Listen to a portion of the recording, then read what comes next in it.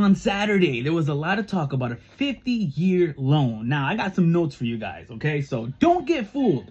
A lot of people heard this and thought, oh, wow, 50-year loan, that might mean that my payments monthly is going to go down a lot, right? No, it's not, all right? Stretching the loan term out that long ends up costing much more in interest over the life of the loan, only shaving a few $100s off the monthly payment, okay? Because it's not like you're going to get the same interest rates on a 30-year mortgage, right? A 15-year mortgage has a lower interest rate than a 30-year loan, right? And that mortgage rate is most likely going to be lower than a 50-year loan interest rate. Okay, so I say all of that because Housing Wire actually did the work for us. They did some math, and here, I'm gonna put it on the screen, bam.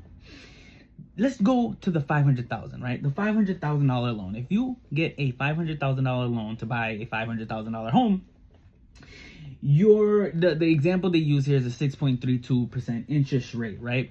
And for a 50-year loan, they use the 6.8%, right? And that's kind of like being conservative, right? Let's say it's 6.8, right? I personally think it might be more, but right, I'm not a lender, so talk to a lender. The difference monthly would be $169, right? $169, that's not too bad. Actually, someone like me, right? I like drinking tea. Let me get the top shelf Gyukudo tea, because, you know what I mean? I just saved $169 a month on my mortgage. But look at the end of life of the loan, right? A 30-year loan. What you end up paying in interest would be $616,000. If you did the 50-year loan at the 6.8% interest rate, you'd be paying back $1,259,000 back in just interest, right? The difference there is $642,000. So you think, oh wow, 50-year loan, that's great for consumers. No, it's not. No, it's not. It's actually not great for anybody, because even with banks, I don't know if you know how banks work, but when they sell you a loan, they sell that loan in the secondary market, so like Fannie Mae or Freddie Mac, right? They buy it.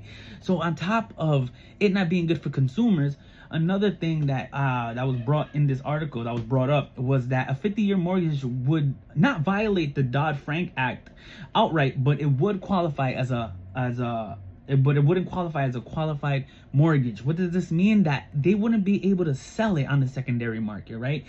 So a bank is not in the business of servicing your loan. They're in it for selling you the loan, right? Making some money, and then selling it on the secondary market, making some money, and then keeping that money liquid for more investments, right? So it's not good for the consumer, as we can see with the monthly payments, and the end of life loan, how much you end up paying in interest overall.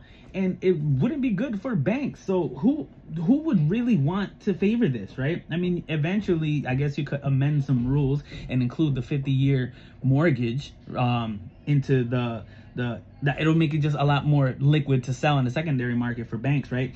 That could happen. But overall, it's not good for the consumer, right? It's not good for the consumer. They're using a lower interest rate here, 6.8, and I personally think it would be more. It would be more than that, right? Because the longer it takes for you to pay something back, the more risk there is, right? It is what it is, right? If you tell me you're gonna pay me back next week, all right, here's the money. But if you tell me you're gonna pay me back in 50 years, who's gonna pay me back? Your grandkids? You know what I mean? Just stay smart, all right? Don't get played out here, guys. If you have any more questions, let's think of a game plan. Talk to you guys soon. Peace.